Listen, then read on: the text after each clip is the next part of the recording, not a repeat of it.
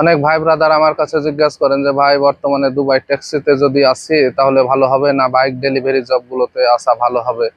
তো আপনারা যদি বাইক ডেলিভারি জবগুলোতে আসেন তাহলে হয়তোবা 2 থেকে 3 হাজার দিরহাম মাসে ইনকাম করতে পারবেন। এখানে কোনো প্রকারের কোনো স্যালারি নাই, বাইকে সম্পূর্ণ কমিশনে কাজ। পার ডেলিভারি 7 দিরহাম 7.5 দিরহাম করে দেয়। আপনি যত বেশি ডেলিভারি দিতে পারবেন তত বেশি ইনকাম করতে পারবেন। এখানে কোনো নির্দিষ্ট যে আপনি 2,000 বা 3,000 বা 1,000 টাকা ইনকাম করবেন এই বিষয়টা না। আপনি যত বেশি ডেলিভারি দিতে পারবেন তত বেশি ইনকাম করতে পারবেন। তো মাসিক অ্যাভারেজের কথা যদি জিজ্ঞেস করেন হয়তোবা 2 থেকে 3 হাজার দিরহামের মতো আপনি ইনকাম করতে পারবেন যদি আপনি ভালো মতো কাজ করতে পারেন। আর বাইক ডেলিভারি জব বর্তমানে বুঝতেই পারছেন যে দুবাইতে 40 থেকে 50 ডিগ্রি সেলসিয়াস গরম। তো এত গরমের ভিতরে কাজ করাটাও আসলে অনেকটাই কষ্টকর। তো সেক্ষেত্রে যদি দুবাই ট্যাক্সির কথা জিজ্ঞাসা করেন, দুবাই ট্যাক্সিতেও সেম টার্গেট, আপনাকে টার্গেটে কাজ করা লাগে, সম্পূর্ণ কমিশনে কাজ। আপনি যদি ঠিকমতো কাজ করতে পারেন তাহলে ঠিকমতো ইনকাম করতে পারবেন। আপনি যদি ঠিকমতো কাজ না করতে পারেন ঠিকমতো ইনকামও করতে পারবেন না। তো সেখানেও কমিশন আছে,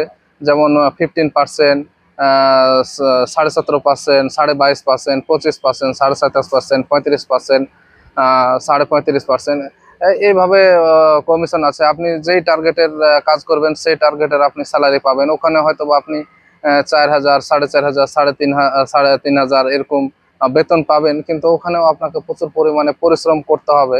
আপনাকে প্রতিদিন 12 ঘন্টা করে ডিউটি করা লাগবে। 12 ঘন্টা করে যদি ডিউটি করতে পারেন, ভালো মতো কাজ করতে পারেন, তাহলে হয়তো বা ওখানেও ট্যাক্সিতেও ভালো মতো ইনকাম করতে পারবেন।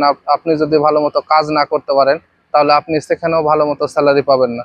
তো যারা হয়তো বা কমিশনের জবগুলোতে আসতে চাচ্ছেন ইমারতে, আমি এই কমিশনের কাজগুলোকে ওইভাবে সাপোর্ট করি না। কারণ যে কমিশনের কাজগুলা প্রচুর পরিমাণে প্যারা দেয়, টেনশনের উপর থাকতে হয়, দৌড়ের উপরে থাকতে হয়। কারণ যে আপনি যদি ঠিকঠাক মতো কাজ না করতে পারেন তাহলে ঠিকঠাক মতো আপনি ইনকামও করতে পারবেন না। যেমন আমি গত প্রায় 25 দিন যাবৎ বসা, কোনো প্রকার কোনো কাজ করিনি। আমার একটা ছোট্ট অপারেশন হয়েছে, অপারেশন হওয়ার কারণে তো আমার নিজের খাওয়া থাকা। তো আপনি যদি কোনো হয়তো বা মান্থলি স্যালারির কাজগুলো করতেন তাহলে হয়তো বা স্যালারি পাতেন। আর এই কমিশনের যেহেতু কাজ, কোনো প্রকারের কোনো স্যালারি দেবে না। তো আপনারা এই জন্য বলি, যদি আপনারা মাসিক ফিক্স বেতনের কাজগুলো পান তাহলে এই কমিশনের কাজে আসার দরকার নেই।